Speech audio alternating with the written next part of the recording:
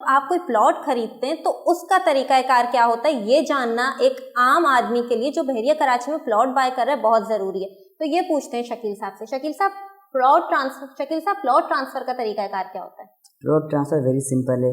सबसे पहले आप सेलर परचेज़र तो आपके अपने होते हैं, या सेलर कोई और होता है, परचेज़र कोई और होता है, दोनों से मिलने से पहले आप फाइल के एनडीसी अप्लाई करते हो। अगर प्लॉट है तो सिर्फ एनडीसी होगा, और प्लॉट अलॉटमेंट वाला है तो उसमें एनओसी भी अप्लाई होता है। ये दोनों क्लियर होने के बाद फिर आप आते हो ट्रांसफ़र पे।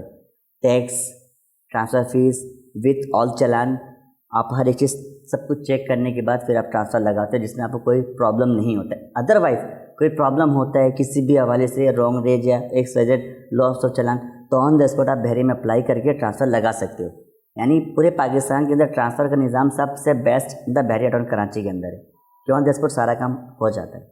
अच्छा सर, आप रोज के हिसाब से इतने प्लॉट ट्रांसफर देखते हैं, तो इस पूरे प्रोसीजर में टाइम कितना लगता है? आई थिंक मे बी अगर आपका केस रेडी है, कोई प्रॉब्लम फाइल में नहीं है, तो 25 मिनट्स मैक्सिमम। मतलब 20 से 25 मिनट में प्लॉट का ट्रांसफर हो जाता है। बहुत बहुत शुक्रिया शकील साहब कि आपने हमें अपनी कीमती राय और जो आपके रोज के हिसाब से ट्रांसफर और डॉक्यूमेंटेशन आप देखते हैं बहरिया कराची की, क्योंकि लोग जानना चाहते हैं ये चीज़ें, मुख्तलिफ प्लेटफॉर्म से लोग सर्च कर रहे होते हैं, आपने हमें बताया। बहुत बहुत शुक्रिया। Thank you.